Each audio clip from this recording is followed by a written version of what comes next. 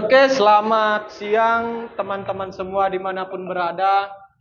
Saat ini kita dari aktualdetik.com kembali lagi di program editorial.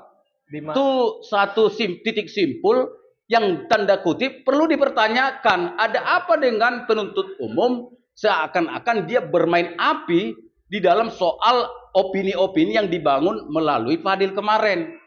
Seharusnya kan kita realistis saja, objektif.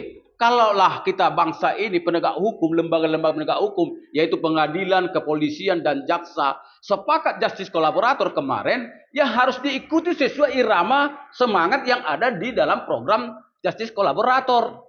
Jangan kemudian dia berbicara normatif. Nah sekarang kan Fadil ini menjawab pertanyaan awak media beberapa waktu yang lalu, dia kan normatif-normatif, dia menjawab itu sudah sesuai dengan peraturan perundang-undangan. Memang Eliezer terbukti secara sah, ya kan, bahwa dia melakukan eksekutor. Nah, hal itu semua diketahui oleh publik. Memang Eliezer itu pembunuhnya.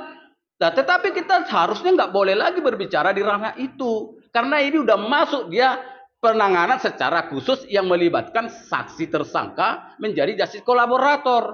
Nah, yang mana satu ini yang mau jaksa ikutin? Nggak boleh dong berkaki dua seperti itu. Dia harus konsisten, harus konsekuen. Jadi yang lebih menarik dan kemudian kita sesalkan adalah pada kemudian hari kita nggak tahu apa yang terjadi lagi di tengah-tengah bangsa ini, adanya nanti suatu kasus yang juga tergolong berat, rumit, sehingga negara melalui penegak hukum akan membutuhkan orang-orang yang bisa menjadi justice kolaborator, tapi mengingat sejarah ini, orang-orang atau pelaku-pelaku yang ada bagian dalam kasus tersebut akan ketakutan. Dia akan tidak mau menjadi justice kolaborator. Sebab apa? Paling tidak jaksa harus paham dong. Karena seorang jaksa seperti Fadil itu kan juga adalah masih bawahan dibanding atasan-atasan dia seperti jaksa agung. Nah, kadang-kadang kan memang tidak tersurat tapi tersirat. Kadang-kadang memang membantah perintah daripada atasan itu di dalam lembaga-lembaga vertikal ini kan sulit itu.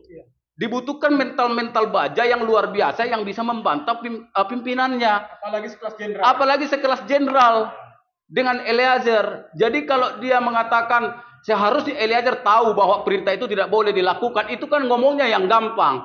Ya kan? Ya, Fadil di sini harus sadar dong, dia juga seorang petugas dan pejabat masih ada atasan dia. Apakah dia pernah membantah? Kadang siapa yang penegak hukum mana yang tidak sanggup lagi untuk membuktikan bahwa Richard Eliezer sebagai pembunuh?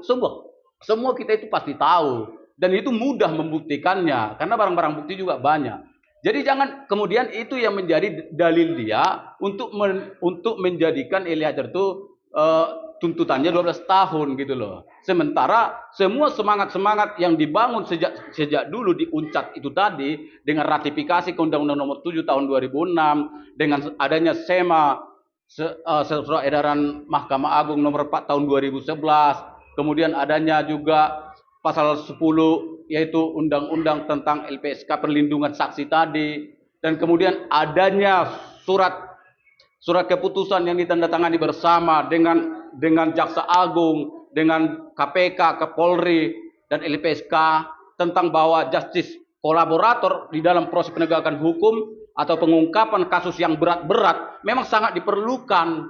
Nah, kita masih ingatkan bahwa di Indonesia ini sudah ada beberapa kasus yang terbongkar karena saking sulitnya dengan melakukan metode yang sama, yaitu justice kolaborator. Misalnya, kasus-kasus masalah yang melibatkan Angelina Sondak, ya Angelina Sondak dengan Anas Urbaningrum, orang Partai Demokrat itu kan kolaborator. Karena menjadi justice kolaborator di dalam persoalan hukum yang seperti ini, ya tidak mudah. Itu penuh dengan intimidasi dan ancaman. Kita kan tidak tahu ini ancaman intimidasi seperti apa yang diterima oleh kubu dari Richard Eliezer. Jangan-jangan dia ini sudah tidak bisa tidur setiap malam karena kena teror dan lain sebagainya. Karena dia harus membongkar.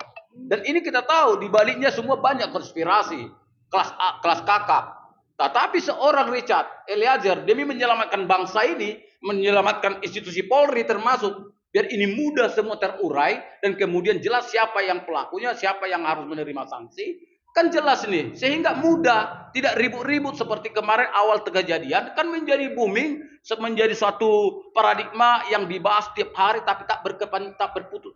tak berkeputusan gitu loh.